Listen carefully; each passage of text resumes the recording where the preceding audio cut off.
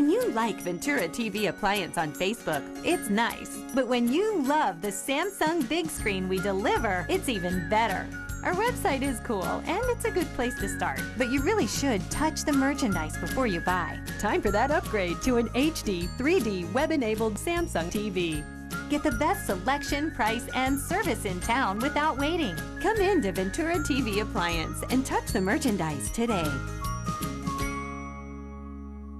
Hi, I'm John Mallos. Welcome to this live edition of Connect with Me on the showroom floor at Ventura TV on this Wednesday morning. We got some breaking news out of Las Vegas concerning Jerry Tarkanian and the very latest on Brian Williams. And later in the program, we'll talk about the TSA and what you need to know if you're flying out of our airport here in Fresno. 436-MeTV option 11. Back with our program in just a moment.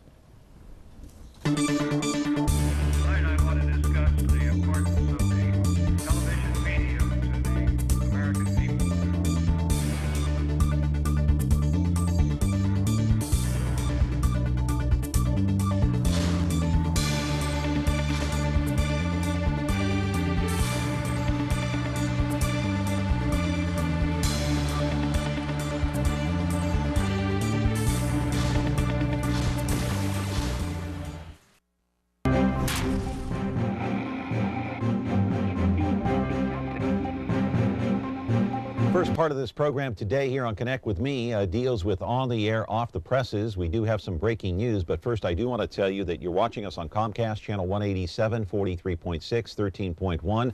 Later in the day, you'll see the replay at 2 o'clock, and that comes on YouTube 13.6, 8 o'clock at night, and 4.6. That would be Biz TV.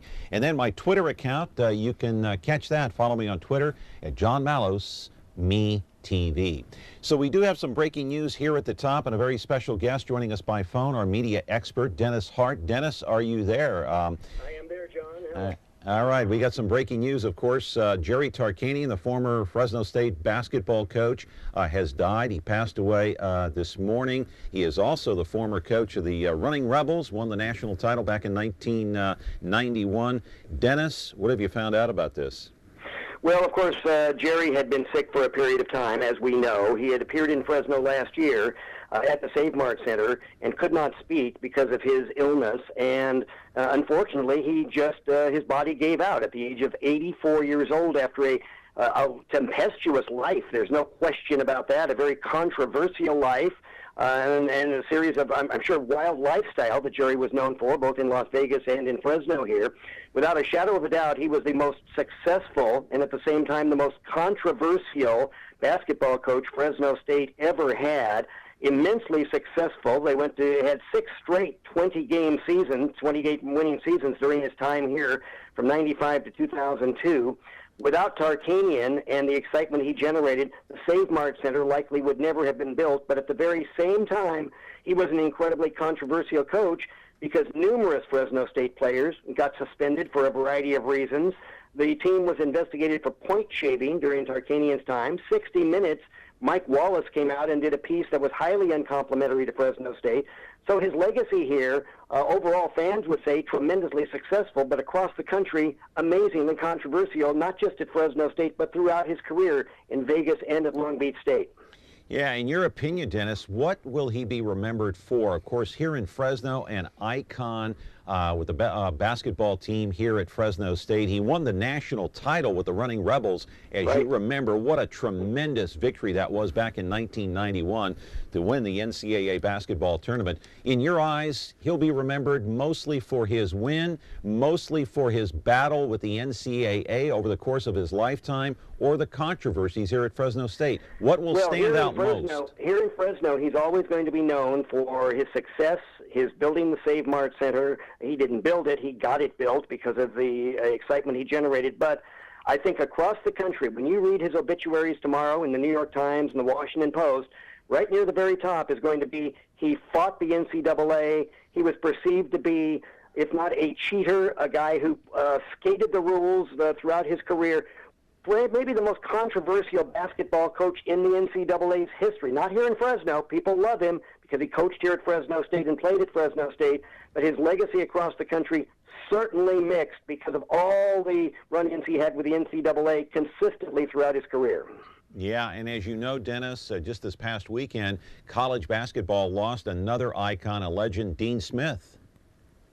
Dean Smith may have been the single most successful basketball coach in history. I mean, his legacy was unprecedented. He was a great coach. Jerry Tarkanian was a great coach. What Tarkanian did differently from Dean Smith, of course, the different universities, Carolina had different academic standards than a Fresno State or a University of Las Vegas would have.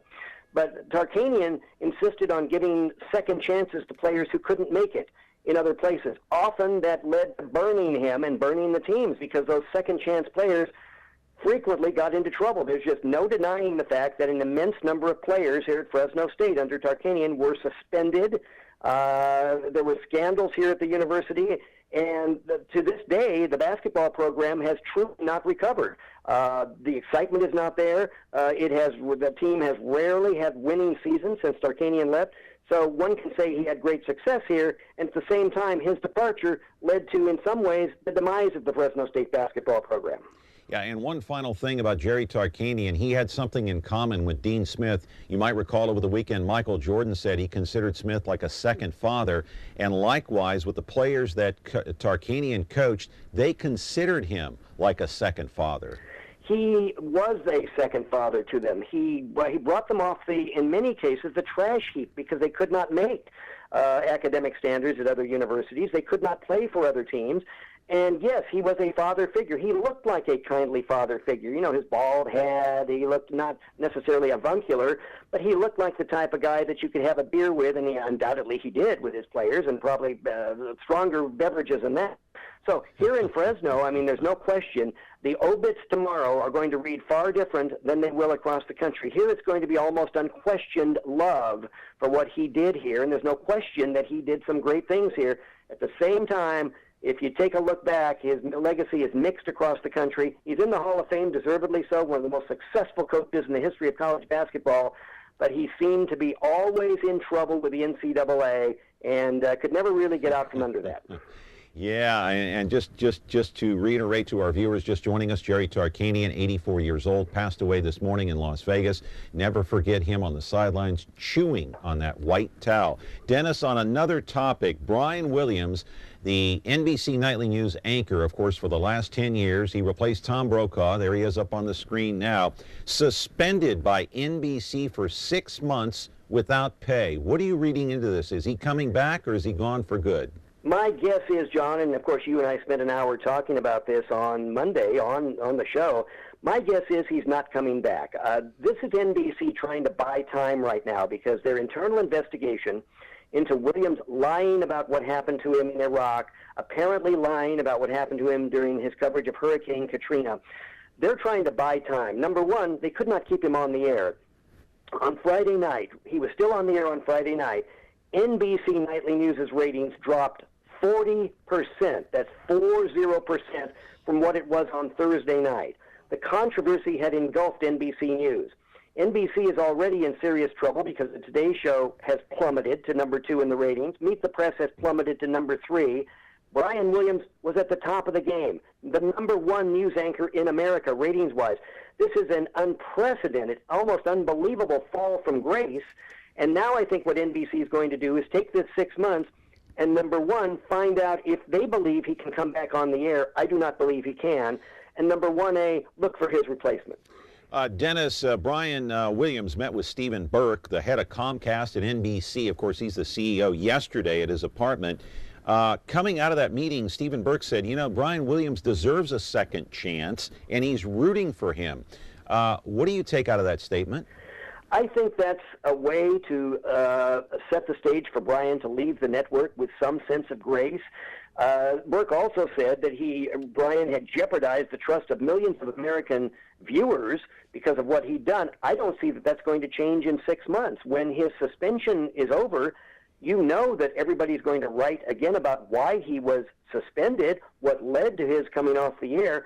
I don't think the controversy is going to go away. I don't believe that Brian Williams, no matter what happens in the next 6 months, can ever come back and cover a war zone or cover a major breaking news story. So I think NBC needs this time to look at replacements for him. They're going to see if Lester Holt, who's going to fill in for Brian Williams for the next 6 months, does he hold the ratings or do the ratings slide? If Lester Holt can hold those ratings, there's every possibility he might become the full-time anchor of Nightly News. And by the way, John, I believe starting tonight, everybody's reporting now on their newspaper websites, the broadcast will no longer be called NBC Nightly News with Brian Williams. It's going to be called NBC Nightly News. All right, one final thing on Brian, and that is, you know, he was at the top of his game, making $10 million a year. He was the #1 rated news anchor in America for the #1 newscast in America. He beat all the other networks by far. He had 9 to 10 million viewers per night. Why I mean, we can only speculate about this, but wasn't that good enough? Wasn't that a lofty goal to get to where he was? Did he have to embellish these stories? For what reason? I mean, he never had to embellish anything, but as we talked on Monday on your broadcast, I think that he looked at his career, and then he looked back at all of the anchors, the legendary people who had anchored NBC Nightly over the years. Chet Huntley, David Brinkley, John Chancellor, Frank McGee, Tom Brokaw, all of those people, giants in journalism. Here's Brian Williams, who had none of that pedigree. He hadn't covered those major stories that all of those other anchors had covered.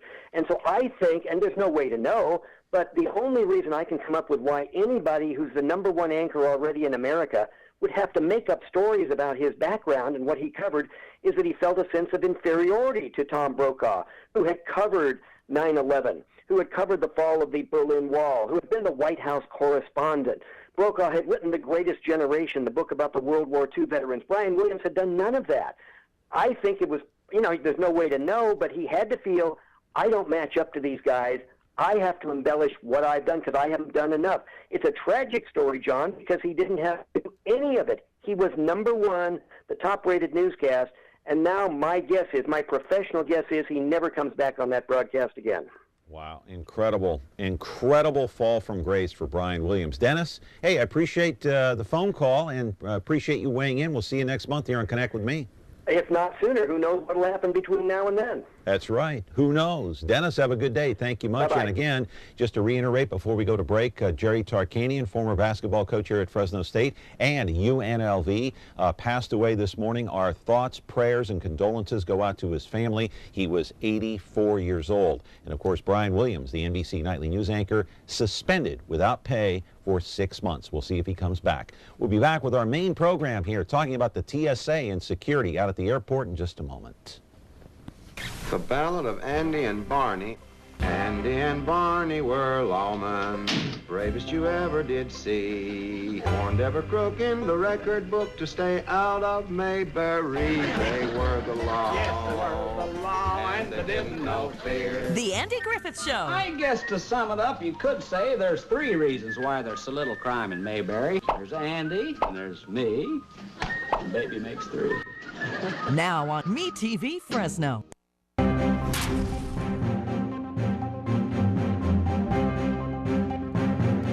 And we're back here on Connect with Me on MeTV Fresno this morning on a Wednesday morning. And now time to get to our main topic, and that is airline security. You know, it's a huge concern right here in this country, not only here in the Central Valley, all of California, but I think all around the world. People are worried about airline security, especially after 9/11, and especially when you consider what's going on overseas in the Middle East with ISIS, with Al-Qaeda. Let's roll the videotape. I want to take you out to Fresno Yosemite International Airport, my friends, and that's where the TSA, the Transportation Security Administration, has done a terrific job so far in keeping all of us safe. The man in charge out there is Bob Benson, who opened up the Fresno TSA office nearly a year after 9/11. That would be August of 2002. That's when the security arm of the FAA turned into the TSA, and that became part of Homeland Security.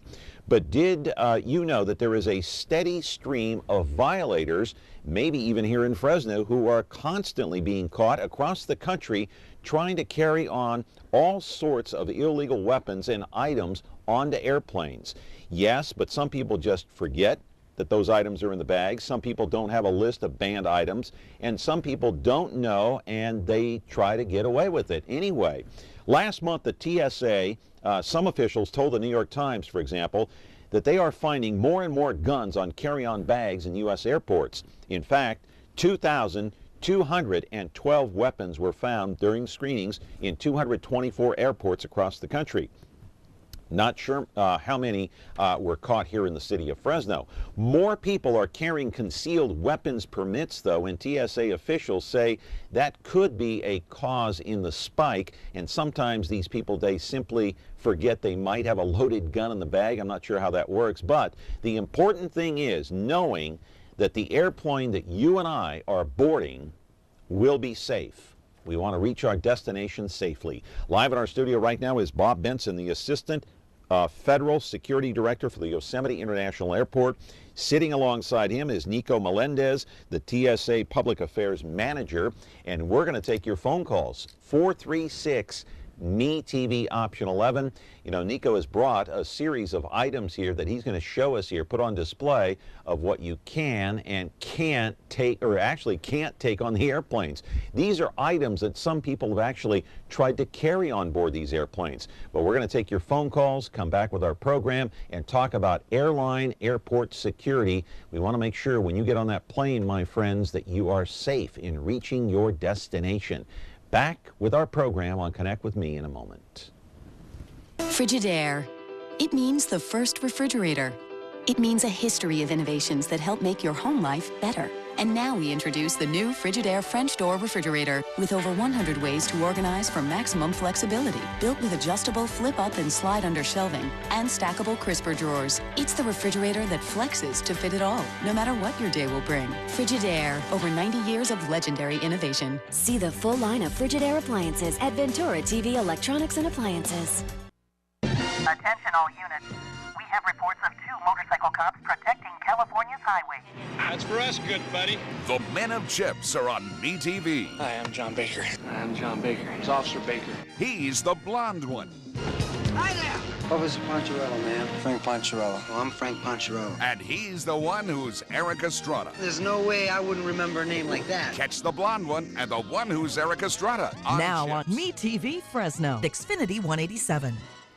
Back here in the program, we're talking about airline security, specifically after 9/11. You know, we don't want that to happen again. But anyway, we got 2 experts here from the TSA. Bob Benson, Yosemite International Airport. Nico Melendez, the TSA Public Affairs Manager. Welcome, both of you, to the program. First time. I'm so glad you guys are here to talk about this, because this is top of mind for me if I want to fly someplace, and I'm sure for most Americans, right? Yeah, absolutely. Thanks for having us. Thanks for having us. Hey, I appreciate it. Bob, let's start with you. How tough a job is it to keep everyone safe out there at the airport? Well, we have excellent employees in Fresno, and I'm real proud of the employees that we have there. So they make my job pretty easy, quite honestly. I'm sure it's not easy. But it's a difficult job for them, and it's much more difficult for them than it would be that it is for me. But I'm real proud of that, of our organization there, and the job they do day in and day out to keep America safe.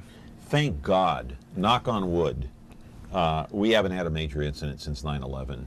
And I'm sure that's not all luck. There has to be something else that goes into it, right? Well, you know, post 9/11, one of the criticisms of 9/11 was the inability of all of the agencies to speak to one another. So after 9/11, a lot of effort went into that. And the question is always asked, how many terrorists has TSA caught? And the fact is, if we're catching terrorists at the security checkpoint at our airport, something is wrong with the system. Are you catching these guys like every day? It's based on intelligence, and you know, if we're keeping them in Syria or we're keeping them in Pakistan or wherever they're coming from, then it's working, because they're not coming over here to try to do us harm. So go ahead. It's not about finding them at the security checkpoint. It's about keeping things off of aircraft. We should be identifying the bad guys long before they even have a chance to even drive down the street to go to the airport. Is it a near impossible job? Is it a thankless job? It just depends from day to day, from passenger to passenger. Some passengers are very complimentary and very appreciative of the work that these 55,000 people around the country are doing, and others are insulted by our presence. When you say 55,000, that would be 55,000 TSA employees? Yes, yeah. We have 450 airports all over the country. So That's how many. How many here in Fresno? How many TSA employees would you say there are? There's right around 100, but give or take a few here and there, but about 100. Now, you're the head of security out at the airport, right? Correct. Okay. Have you ever had any passenger, for whatever reason, I don't know, they have an attitude, okay? They come in with an attitude. They're cocky and they're in a hurry, and do they sit there and argue with you about, well, why can't I take this on the plane? Why are you trying to stop me? And do they get into that kind of a mood with you sometimes? Oh yeah. They talk to our employees and are not happy in regards to searches sometimes, but it's our job also. The first thing is to keep them secure, but the second thing is that we do have a customer service component of there that our employees do a real good job in resolving those things and kind of diffusing the situation. But yeah, we do have that. Do you ever have any smart Alecs out there that make comments that they're not supposed to make? Oh, without a doubt. Every day there's somebody that, well, I don't have a bomb. Why are you checking me? And even the mention of the word bomb or any kind of a threat, it sends off alarms because everything needs to be taken seriously. And I think passengers like you appreciate that we take everything seriously because you really have to check everything out. See, I don't understand. I don't know what. I mean, I've been to Israel, and I know security over there is like incredibly tight. First of all, when you enter their country, they want to know why you're there. They want to know if you have relatives there, friends there, what you're doing there, where you're from, why the visit. I mean, we got raked over the coals when we went there for 45 minutes. We were it was like a 45-minute interview section with Israeli security people there. So I don't understand when somebody comes to the airport and they get into this mood like they're entitled to bring anything that they want to on a plane. Yeah, it's a delicate balance because you'll have some passengers who say, why don't we have security more like Israel? Yeah. And then you'll have some passengers who don't like the fact that they can't take a bottle of water on an aircraft. Yeah.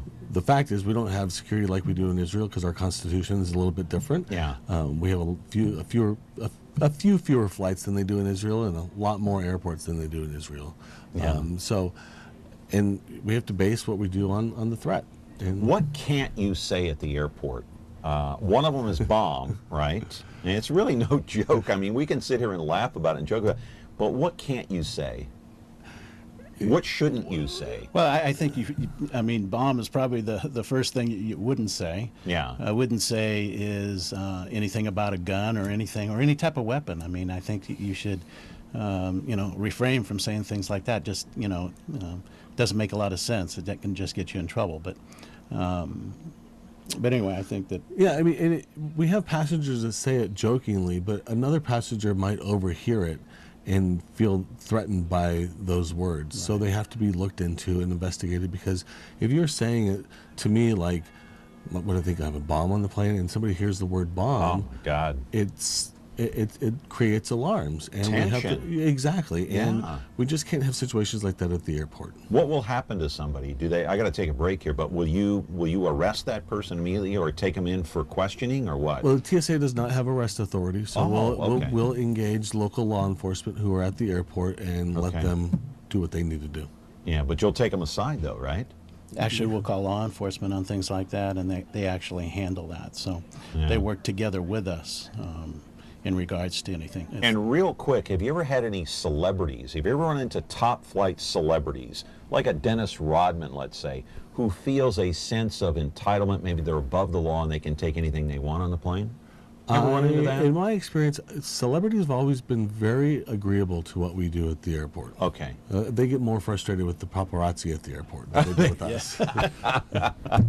Hey, we're talking with Bob Benson, the Assistant Federal Security Director for Yosemite International Airport, and Nico Melendez. He is the TSA Public Affairs Manager.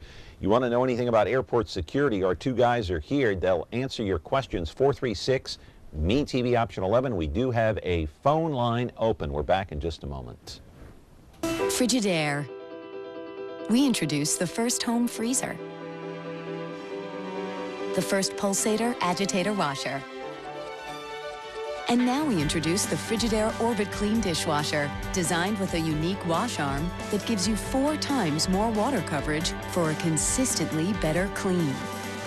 Frigidaire, over 90 years of legendary innovation. See the full line of Frigidaire appliances at Ventura TV Electronics and Appliances. It's almost time. Now we'll find out once and for all about Clark Kent and Superman. Look up in the sky. It's a bird. It's a plane. It's a TV show. Yes, but who is he? What's his name? He's Superman. Golly, Clark, won't that be wonderful seeing Superman? Fighting a never-ending battle for truth, justice, and television the Me TV way. No one can do the things that Superman does. The Adventures of Superman. Now on Me TV Fresno, Xfinity 187. You know, I have a shovel at home that I'm going to try. No, I'm just kidding. You actually brought a shovel that someone tried to Yeah, these are just a couple of the take on the things plane that passengers have brought to the airport that we have found. I mean, when I travel light, but this passenger wanted to travel with the 5-pound dumbbell, and that's a small one. This right here. We'll take a tight shot of that. You can't bring this on board. I know that looks like a film reel, but this is a dumbbell. 5 pounds. Can't bring that on board, right? No, you cannot bring that on board. Bring that on board. Any weight denomination. Yeah, there's no. This is not a paperweight, my friends. Okay, don't try to pass this off as a paperweight. All right, what else have you got Here's there? It looks like a ceremonial knife that somebody may have used for a wedding cake or something like that. Yeah, can't bring that on. Can't bring that on. All right, we'll take a shot of this. See that? That's a no-no. All right, what do you got next? Here's about a foot-long piece of galvanized steel pipe that somebody brought to the airport. That's wonderful. You can't bring... And you won't find that on our prohibited items list, galvanized steel pipe, because we can't put it's not all-inclusive. But things that like this are considered dual-use items. Which one is heavier, the dumbbell or this? Well, this is almost 5 pounds. Not quite, but... This is something interesting. It's a belt that's got a bunch of bullet rounds on it, and whether or not they're real or fake, I don't know. But if we find that, we won't let you take that to the here airport. it is. Here, it looks like something that maybe you got your son for Christmas or something, you know, fake bullets or whatever. You can't bring that on. You can't. And early on, back in 2002, 2003, we had a media campaign. It was like dress for success at the airport. Things that will get you through quicker. Gaudy jewelry, things like that. And shoes with long types. This is my favorite. This is the head of a flathead shovel that somebody had in their carry-on. Not allowed on the plane. Green Acres is a place to be. There you go. Nice use of the prop. Fun living. I don't want to sing that. I'm not a good singer, but yeah. So that's not allowed. Yeah, you can't bring that on board. But somebody actually tried to bring that on board. Somebody brought that to the security checkpoint, and we found it. Here, I'll let you take all those items there, and you know, let's put a list up too, because we made up a list. Lauren made up a list here of items. So we'll take a look at the list number 1. Okay, you can read that, right, guys? Look at that. Box cutters, knives, razor-type blades, scissors, baseball bats. You've had somebody try to bring a baseball bat. Lots of baseball bats. Yeah, you know, this is a great list. And ice picks, if meat cleavers. Some of it's unbelievable when you see a meat cleaver, but that just happened about 2 weeks ago. We found somebody with a meat cleaver, and if viewers want to see more of what we find, we do have a TSA Instagram account at TSA, and we routinely put up different images of things that we find at airports. Right. Leave that up there. Leave that, I mean, swords, bow and arrows. I mean, golf clubs, I could see maybe somebody, check those in, right? Check the golf clubs in. Yeah. Caller, you're on the air. Go ahead. Yes, good morning. I just had a quick question. Can hardly hear you, sir. Oh, I'm sorry. I'm trying to speak up. Yeah. I had a quick question with knives. Normally, I always carry a pocket knife with me, and I know I always leave it at home. But if I'm going somewhere on a trip, do I have to declare that I put it in my check luggage, or is it okay to just put it in my check luggage? Yeah, you can keep it in your check luggage, and that's advisable. Just don't bring it on your carry-on. Well, and that's the beauty of almost everything on that list. Actually, everything on that list can go from point A to point B if they put it in their check bag. Almost every prohibited item that we find at an airport could make it if it was in the check bag. Like a lightsaber that you got your son or daughter for Christmas. You can't bring that on board. You can't. It's impossible. Yeah, even if it's a play lightsaber. It doesn't matter. I mean, play guns. If you stand in the front of an aircraft and say you have a gun, the person in the back of the plane doesn't know, so it could create panic on an aircraft. Well, yeah. Look at the little boy in Cleveland who was shot. He had a toy gun, and you can't distinguish one from the other sometimes. Correct. Yeah. So we just err on the side of caution. But as you look at this list here, And this is just the list number one that we're going to put up here. As you take a look at these items, you have found every one of these items that people have tried to confiscate on board? Multiple times. Multiple times. Wow. Every single item up there? It's unbelievable. Somebody tried to actually bring bow and arrows on the plane? All the time. Actually, we found not a sword, but a machete that somebody tried to bring in through about a year ago. So something you don't have on the list, you'd probably be surprised to find out. Somebody actually tried to bring in a gassed up, loaded, ready to go chainsaw. Really, it happens. The things people bring to the airport are shocking sometimes. Yeah, I personally have never seen it. We got to take a break here, and we'll show the other lists when we come back. 436 MeTV option 11. Talking to Bob Benson. He is the Assistant Federal Security Director for Yosemite International Airport right here in the city of Fresno, and also Nico Melendez, the TSA Public Affairs Manager. We're glad they're both here. We're going to take your phone calls if you're getting ready to travel and you have questions about what items. I mean, I'm sitting here and I'm smiling and kind of joking and laughing about some of these items, but in reality, it's a serious topic. You want to stay safe when you fly, and don't try to bring something on board that you're not supposed to. Check the internet. There's a list of items on there. The airlines have them. We're back with our program in just a moment. We get our speed from Mom and Dad. They do stuff super fast. And now they got this new kitchen, so they're even faster. So they can help us with our free throws. The time-saving Frigidaire Gallery line with a quick preheat and smudge-proof stainless steel that resists fingerprints and cleans easily. It's mealtime in no time, from start to clean. Frigidaire Gallery. Save more during Frigidaire Gallery bonus days when you buy 3 or more qualifying appliances. See the full line of Frigidaire appliances at Ventura TV Electronics and Appliances. A program that I look forward to for quite a number of weeks here as we prepared for this show here, talking about airport security. And you got to take this thing seriously, my friends, because we saw what happened with 9/11. We've seen what has happened since then around the world. We don't want another tragedy. So staying safe on these airplanes. I do want to put list number 2 up on the screen. Items that are prohibited, carry-on items. Hockey sticks. Wow, somebody tried lacrosse sticks. Billy clubs I could see. Brass knuckles. Now, you got to be kidding me. Somebody has actually tried to bring brass knuckles on a plane? Actually, we find a lot of brass knuckles here in Fresno and in many of our airports. And the interesting thing, let's see, brass knuckles, the throwing stars, the blackjacks, nunchucks, those items are illegal walking down the street of Fresno, not only at the airport. So if you are carrying those into the airport, we find it, we'll call law enforcement, and most times in the state of California, the passenger will be arrested. So what's illegal on there besides being at the airport? It's what items on that screen there are brass illegal? Knuckles, okay. Throwing stars, blackjacks, nunchucks, and I think those are illegal to have on How your about person. stun guns? Stun guns those are allowed. They are. And somebody's actually tried to bring an axe on board on a carry-on? Well, stun guns, we don't bring them on aircraft, but they're not illegal. Right, they're illegal. They're legal on the street. They're just not allowed on the aircraft. Caller, you're on the air with our 2 guests. Go ahead. Yes. My question is, we get a lot of people coming in from different European countries, probably the main European countries like maybe Italy, France, Germany, and England. How is their security? And I'll take that answer on the air. Thank you. Over the course of the last few years, as a Navy reservist, I get to travel internationally a lot. So I've flown through Brussels, through France, through Japan, Turkey. It's very similar. They have to meet what are called ICAO standards. It's International Civil Aviation Authority standards.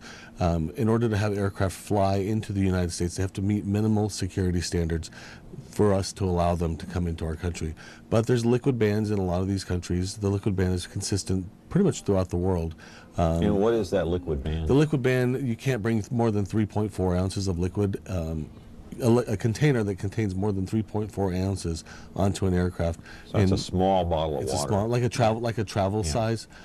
You can bring that, and whatever liquid you have has to be in a 1-quart zip top bag, in one spot. And there's a science behind it because of the liquid threat, the liquid bomb threat that we found in 2006. You can't bring a bottle of water that's a liter, right? No. Correct. No, you cannot. It's not like the old days, because I used to take a big bottle of water I used to buy it beforehand.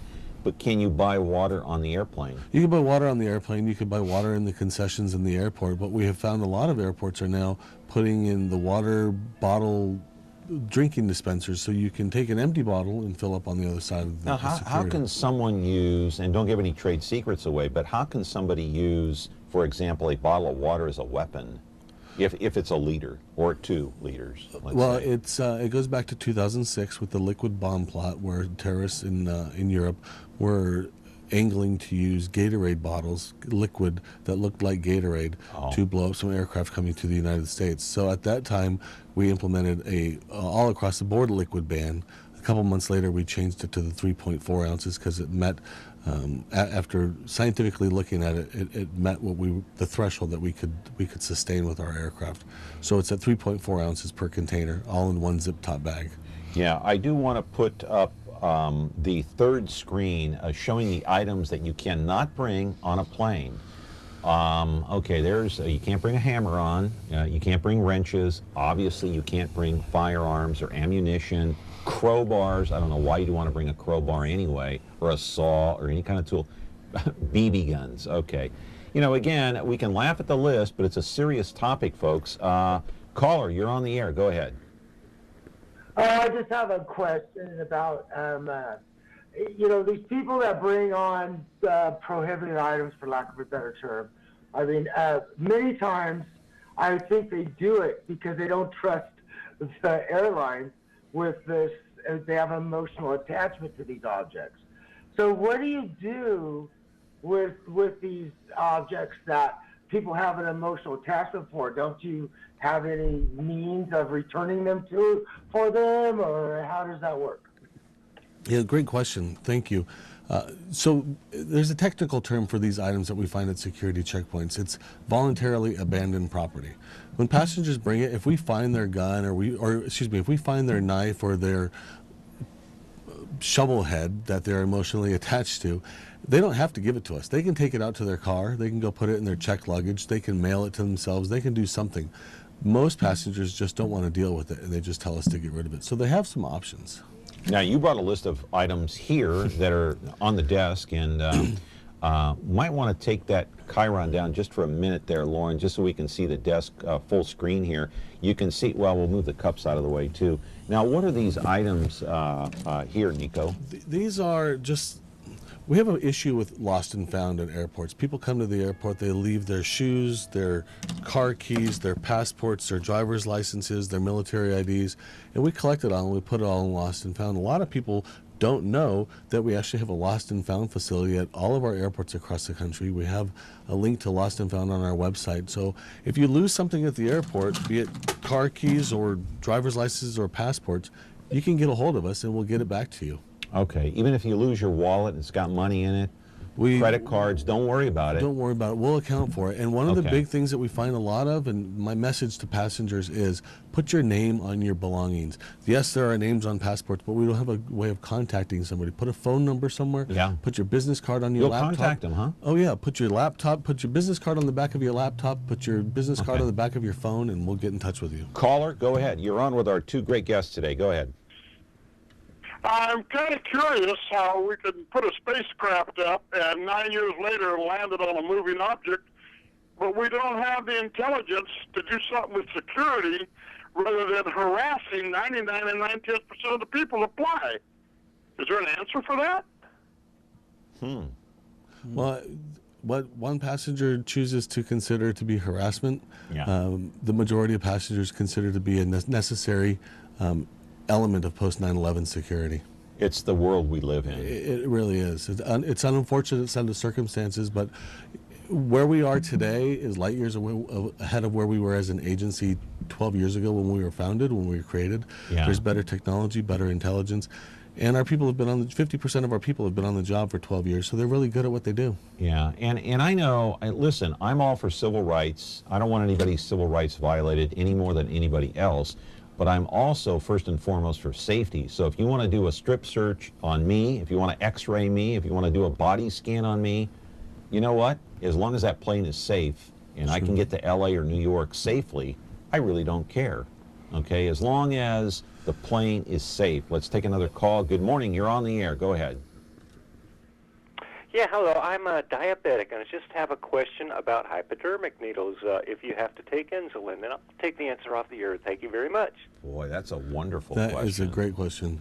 Well, in regards to insulin, and you need a prescription in order to bring anything on, any prescription that's larger than 3.4. But if you have a prescription for it, there's no issue with that, and you just present that to the person that checks you in at the security checkpoint, and there's no issue with that whatsoever. Yeah. Go ahead. Let me just add, we've come a long way with how we handle and how we screen passengers who are traveling with medically required situations or disabilities or devices. We have a hotline. It's called TSA Cares. If a passenger is traveling with some kind of like a colostomy bag or a child who has an issue. Autistic children, there's a big issue coming through the airport. We have TSA Cares. Call us a couple of days before you come to the airport. What's the number? I will get it out when we're off air. Okay. Caller, go ahead. You're on the air. Hi, John. Good morning, and good morning to your guests. Great show. I'm glad that you guys are coming on the show today. It's not every day you get to ask the head of your airport security questions. So thank you. I have maybe two things. It's not necessarily with regards to what we could take on. I'm pretty familiar with the rules. I travel by air a couple times a year, and I've traveled many times over the course of my lifetime. But there's two things that I've noticed, or I noticed after 9/11. One thing is that, and I'm curious to know, is how does the TSA, what type of training do they receive when it comes to, say, racial profiling, or I remember after 9/11 traveling with my family, and we're an Armenian family, and but we felt like at every airport that we would travel to, it always seemed like we felt like we were being singled out. Okay. And I don't know that that's the same situation now. Great question. Thank you, caller. That's my question. I'll take the answer over the air. Thanks. Thank you for calling. Racial profiling? Well, one thing is that we don't racial profile in regards to that, and our people go through extensive training. Yeah. They go through 3 weeks of training initially, and then they are continuously training throughout the year, and they even have certifications. They have to be recertified in their techniques on a yearly basis. So I was in this industry, or in the airline industry before that, and I can tell you we're far ahead of the game in regards to security, from airline security to the technology that we had 12 years ago. A lot more to get to, gentlemen, here. We got to show a lot of videotape before we go. We only got about 20 minutes left, and another phone call. Let's take the call, and we'll go to break, and then we'll come back and show the video. Caller, quickly, we're short on time. Go ahead. What's your question? Yes. I was wondering whatever happened to the pre-check, where if you went through the system, you could go and expedite going through the airport. And also, my biggest problem with the TSA is that it seems like they have an attitude, we're serving them, they're not serving us. I mean, it's, they just, Fresno's very good. You go down to LAX, terrible. Other places, good. Thank you. Maybe you both can address that. I don't know. Well, I'll defer to Nico in a second, but from a pre-check, we do have pre-check here the first 2.5 hours of the day. In regards to the program, let's talk about Express Check real quick after the break, okay? And we can address the question that the caller had after the break. We got to take a break. 436-MeTV, option 11. Caller, don't go away. Watch your television set. We'll address your two questions in just a moment. A top secret location. It's the spies who love me, bringing together MeTV's top super spies to fight evil at a memorable moment's notice. They're daring. That's right. Brave. Now what are we gonna do? The best we can. Suave. Does that apply to me, Oscar? Possibly. And smart. The old finger in the gun trick. Maxwell Smart. MeTV Fresno, channel 43.6 and Xfinity 187. Back here on the program today with Bob Benson, Nico Melendez, both from the TSA. I want to roll the videotape on the TSA checklist, and we'll take a look at that as We go out to Fresno, Yosemite International Airport, of course, and the two questions, I guess, they're talking about TSA attitudes. And here's some of the, what's this right here we're looking at real quick before I get into the TSA PreCheck. It's our new expedited screening program. We implemented it about 2 years ago. About a year ago, we started opening enrollment centers. Passengers can enroll. They have to pay $85, provide proof of their citizenship and their fingerprints. We'll do a background check on you, and you'll get a known traveler number. And when you come through the security checkpoint, you won't have to take off your shoes, take your liquids out of your bag, take your laptop out of your bag. And we have about over 300 enrollment centers around the country, and more than 100 airports have PreCheck. Okay, so let's talk about that PreCheck program. You're having a news conference later today. Talk about that, Bob. That's over at the PreCheck Enrollment Center over here on Tulare Street. We opened it about 6 months ago, and Nico and I are going to go over there and do a news conference today in regards to that and the benefits of that. And how does that work? You pre-enroll online, set up an appointment, come in 5 or 10 minutes in your appointment, and you're out the door. You pay your $85 fee, and a couple of days later, you get your known traveler number. What is $85? It's $85 a year. $85 for 5. What are you entitled to? From $85 for 5 years. Oh, right. Okay. So you'll get expedited screening. You'll get what's called a known traveler number. It means, but basically what we're doing is if you enroll, we can do a background check on you, make sure you don't pose a threat to civil aviation. We're shrinking the size of the haystack. The more people we have more information about, because we know not everybody poses the same security threat, especially the people that we know a little bit more information about. So if we all apply, then you become part of the TSA PreCheck population. Roll the videotape, Lauren. We'll take a look at the metal detectors and to answer one of the caller's questions about TSA attitude. And he says, you guys are great here in Fresno, but other places like LA, different story. So how can you address that, Nico? You know, we have 50,000 people that work for this agency at airports across the country. Are there a couple people that give us a real bad image? Sure. I think every industry has that, and we certainly apologize for that because we certainly want to treat every passenger well. We want to treat them the way they expect to be treated. Safety is the most important Safety and security, but it's a balance of customer service because he's right. Passengers do expect some kind of service from their government, and we certainly hope that we're meeting that expectation. What happens here? You go through a metal detector and you got to take your shoes off? This is the TSA PreCheck. Passengers will go through the metal detector. They do not have to take their shoes off. Most passengers still do have to remove their shoes. And so that passenger is going through the metal detector, and that child is going back through the metal detector. But kids and kids 12 and under, passengers 75 and older don't have to remove their shoes, don't have to take off their outer coat. And there she goes. See, he's got his shoes on. That little boy's got his shoes on. How many people, what's the percentage of people that do have to take their shoes off when they go through those metal detectors? I don't have a percentage because most passengers are going through the body scanner. Okay. So it's only the passengers with PreCheck right now that are going through the metal detectors. All right, the X-ray machine. Let's roll the videotape there because all of this videotape was taken by our guy, and he does a great job, Marcus Borelli. He's our videographer. He was out there at the airport. He met you out there, Bob, and appreciate your accommodations out there very much. Thank you. And so what are we doing here? What's this, the X-ray stuff? This passenger, he just removed his belt, put his shoes through. He's probably going to go through the advanced imaging technology, or what some passengers call the body scanner. Okay. And the good information about the advanced imaging technology is when we first deployed it, there was an individual image for each passenger, and there was a lot of privacy issues. So we've got industry to change the software. So now every passenger has the same image. The image is viewable right there at the security checkpoint. There's no all of that stuff that you heard when we started putting these machines in place. That's not even an issue anymore. You're talking about the body scans? Yes. Yeah.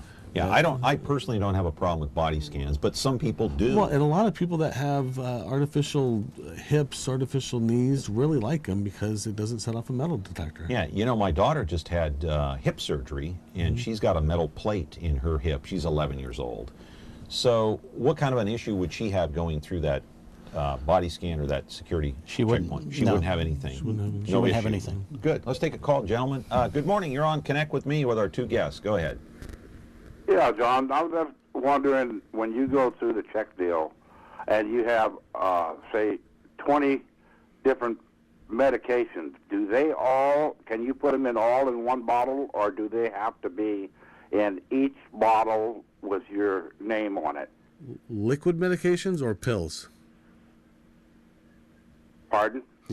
Liquid or pill medication? No, pill medication. There is no issue with that. It's just the liquids is what we're looking at. Yeah, yeah. What about people, as we continue to look at the X-ray machine here, and good video of these people coming through the airport security, and of course, our thoughts and prayers with these people that are going through each and every day, because, you know, some people, and I guess I err on the side of caution. You know, when I go into an airport situation, I'm always thinking the worst. What could happen? What could happen? Should I not think like that anymore?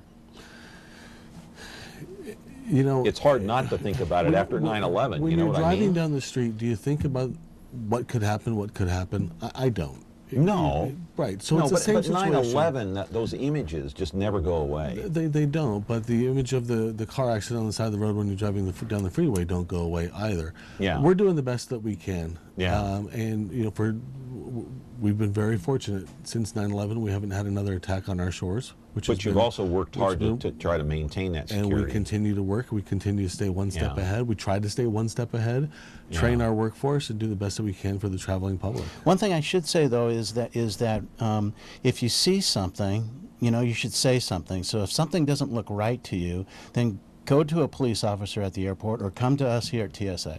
And tell us, you know, what doesn't look right to you, because we look at those things and we'll research it and find out if there's an issue or not. Okay, and you take every comment seriously. Absolutely. You look into it. Okay. Well, and you know, that's a great point. And when people think about the TSA, they think about our men and women in blue shirts at the airport.